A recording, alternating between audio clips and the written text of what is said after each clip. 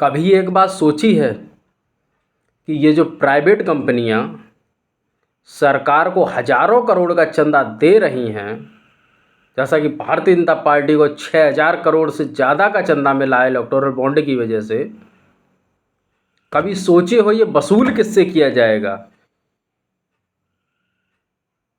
आप विद्यालय जाते हैं, आप फीस देते हैं, उसके बदले आपको शिक्षा मिलती है। ये प्राइवेट कंपनियां सरकार को हजारों करोड़ रुपया ऐसे ही दिए दे रही हैं, इनको भी तो इसके बदले में कुछ चाहिए होगा। और जो ये हासिल करेंगे इस पैसे को देने के बाद, फिर उस पैसे की ये कंपनियां भरपाई जानते हो किस तरीके से करेंगी? देश के गरीब किसान मजदूर का खून चूस चूस के करेंगी। इन्हीं प्राइवेट कंपनियों से अगर ये कह दिया जाए कि अपने यहाँ काम करने वाले कर्मचारियों को एक सही सैलरी दे दो, तब इन सभी कंपनियों की दम निकलती है उनको सैलरी देने में। 10,000, 12,000 डिप्लोमा होल्डर, इंजीनियरिंग के डिग्री लेने वालों को, ग्रेजुएशंस को, सबको 10,000, 12,000, 13,000, 12-12 घंटे के।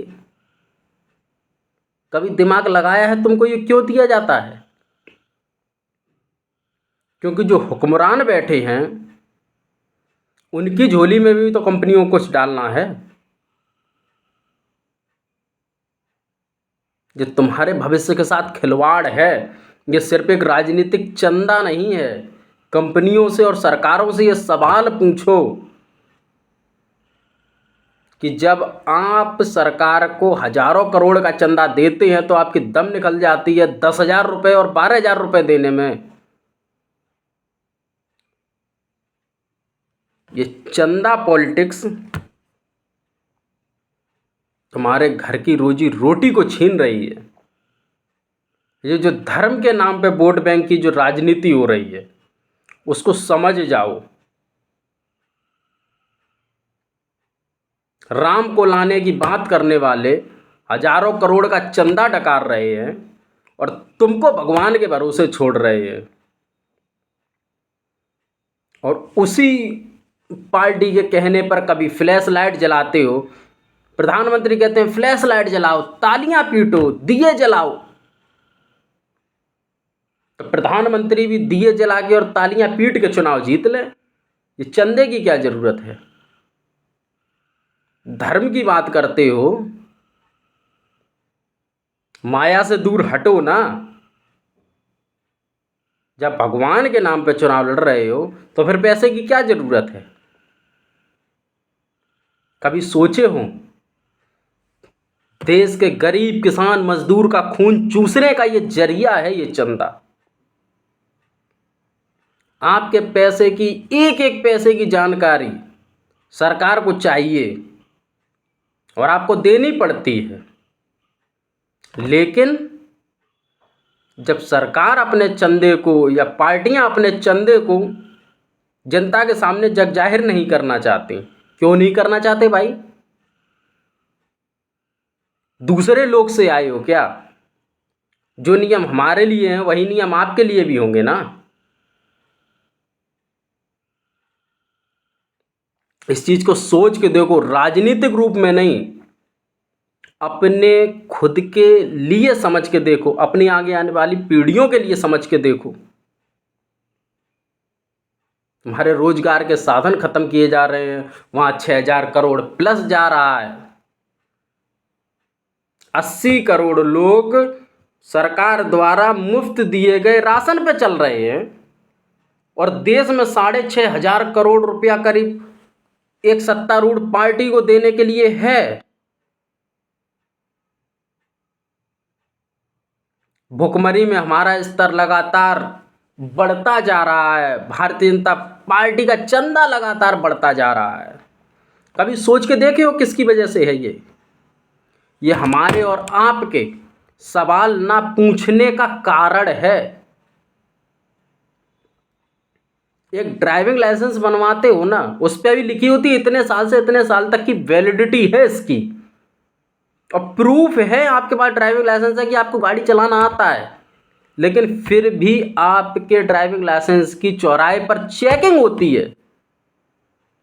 तो इस तरह आप किसी सरकार को 5 साल बहुमत देने के बाद भूल जाते हो, कभी चेक करने की जरूरत ही नहीं करते कि सरकार सही कर रही है गलत कर रही है। करते हो, कोई व्यापार चालू करते हो आप, बड़े बड़े धन्ना सेठों की बात नहीं है, उनके पास तो भाई चंदा है, दे देंगे, उनके ऊपर सीबीआई ईडी की रेड होगी, वो चंदा दे देंगे। तुम्हारे पास क्या है? अपने बच्चों को अच्छी शिक्षा देने तक के लिए पैसे नहीं है।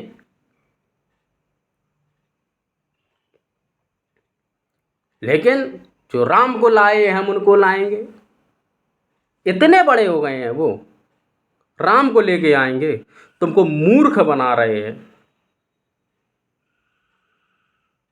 वो 6,500 करोड़ का चंदा लेके आए हैं, राम को सिर्फ तुम्हारे लिए लाए हैं, सही है। कभी उनसे ये भी तो पूछो, हमको राम भरोसे छोड़ने वालों, तुम इस पैसे का क्या करोगे?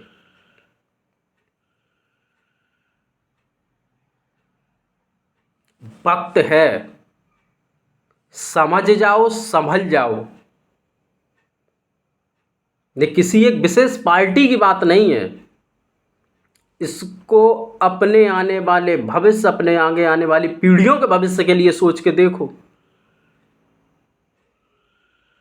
तब समझ में आएगा। और अगर सिर्फ एक जो सरकार ने जो धर्म की पराकाष्ठा तैयार कर दी है, एक धर्म की परिभाषा तैयार कर दी है, बिल्कुल अलग धर्म की परिभाषा, राष्ट्रवाद की परिभाषा बिल्कुल अलग। तुम्हारे अकल पर पत्थर पड़े या सोच नहीं सकते इस चीज को।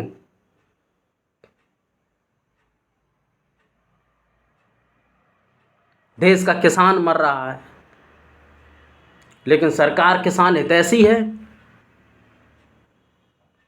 पिछले किसान आंदोलन में 7 से ज़्यादा किसान अपनी जान गंवा देते हैं, लेकिन सरकार किसान हितैषी है।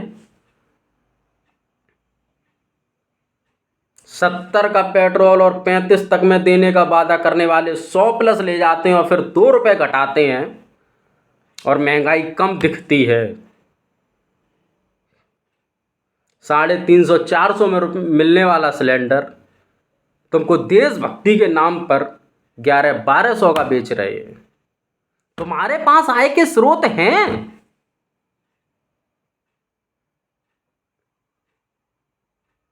बताओ। सरकारी नौकरियों को दिनों दिन खत्म किया जा रहा है। 2 करोड़ रोजगार देने का वादा करने वाले मुंह पर उंगली रख के बैठे हुए हैं। कभी तुमने जुर्रत की कि 2 करोड़ रोजगार कब दोगे? कभी घर पे गिन के देखा है कि 2 करोड़ रोजगार सालाना मिले हैं? 2.20 करोड़ रोजगार 2014 से अब तक भारत में युवाओं को मिल जाने चाहिए थे। अग्निवीर के नाम पर युवाओं का शोषण किया जा रहा है।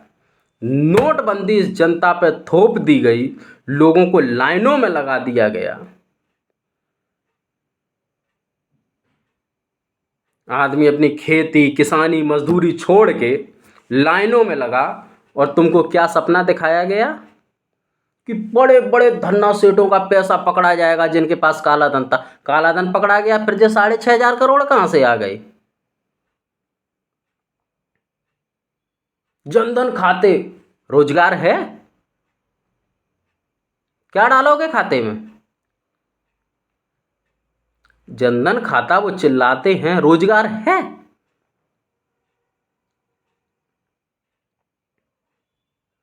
देश को बर्बादी की ओर ले जाने का काम किया जा रहा है। 1947 से पहले जो भारत था, उससे भी बदतर स्थिति में तुमको ले जाया जा रहा है। इस चीज को समझ जाओ और संभल जाओ।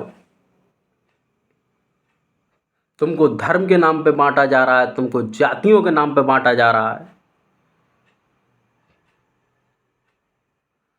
घर के भाइयों भाइयों के बीच में दरार पैदा कर दी गई है।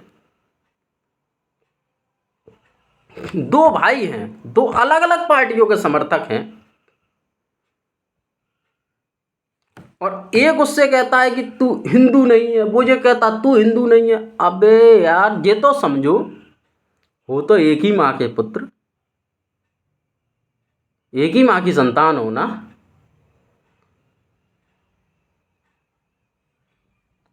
उन्होंने तुमको भड़काया, उनको सत्ता मिल गई, तुमको उनके बहकावे में आकर क्या मिला? जिसके बहकावे में आए हो वो तुम्हें जानता भी नहीं होगा ढंग से। बाबा साहब ने जो गुलामी की मानसिकता को जो दूर करने का काम किया था, तुम उसी मानसिकता में फिर से लिपटते जा रहे हो।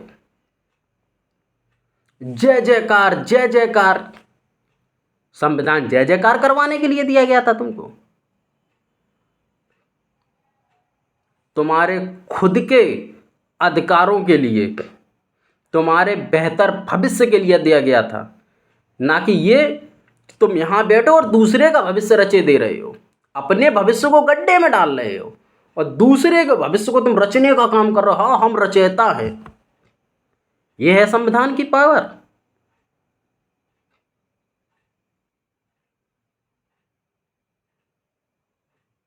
कभी महापुरुषों को उल्टे सीधे शब्द कहना।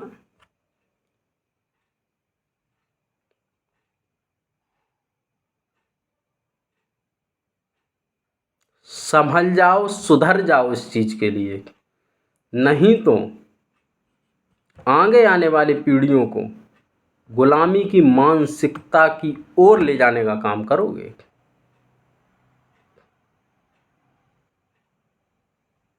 देश को बर्बाद करने में अपना योगदान मत दो। देश के उज्जवल भविष्य के लिए, देश के नागरिकों के उज्जवल भविष्य के लिए अपना योगदान दो। बाबा साहब ने ये संविधान किसी की गुलामी करने के लिए नहीं दिया था। जो अधिकार तुम्हें दिए हैं, किसी की गुलामी के लिए नहीं दिए, तुमको खुद में सशक्त होने के लिए दिए गए थे।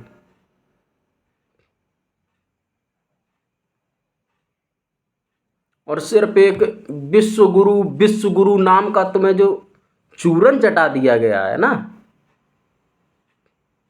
तुमने क्या उपदेश दिया भाई दुनिया को? वो आदमी तो प्रधानमंत्री बन गया, उनके हाथ में सत्ता है, तुम्हारे हाथ में क्या है? सिर्फ यही झुंझुना बजाओगे ना, हमने वोट दिया, हमने वोट दिया। अरे कभी वोट लेने का भी सोचे हो? ये ताकत मिली है तुमको, इस तरीके से बर्बाद करोगे देश को? सिर्फ हिंदुस्तानी और सिर्फ भारतीय भारतीय, सिर्फ इन शब्दों से काम नहीं चलता। देश के लिए कुछ करना पड़ता है। कभी सोचे हो कि भारतीय तो हम पहले भी थे, फिर 1947 से पहले गुलाम क्यों थे? सोचे हो कैसे लोग थे?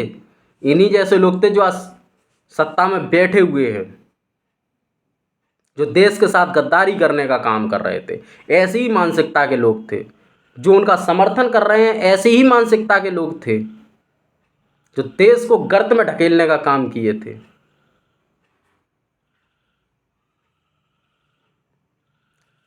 संभल जाओ, समझ जाओ। किसी एक राजनीतिक पार्टी की बात नहीं है ये, लेकिन अपने बुद्धि विवेक का प्रयोग करके देखो। किसी को मत बताना। एकांत 1 मिनट में, 1 मिनट एकांत में बैठ के सिर्फ ये सोचना कि जो तुम कर रहे हो वो सही कर रहे हो या गलत कर रहे हो। उत्तर किसी को बताने की जरूरत नहीं, स्वयं तुम्हें पता लग जाएगा कि तुम क्या कर रहे हो। तुम्हें सही उत्तर मिल जाएगा। आगे आपका निर्णय है। ये देश आपका, संविधान आपका, अधिकार आपके। फर्क इससे पड़ता है कि आप इसको प्रयोग किस तरीके से करते हैं। एक बार फिर से कह रहा हूं, सोचना, खुद को समय दो। किसी दूसरे को साबित करने की जरूरत नहीं है, खुद को समय दो। खुद से प्रश्न पूछना कि सही कर रहे हो या गलत कर रहे हो। धन्यवाद।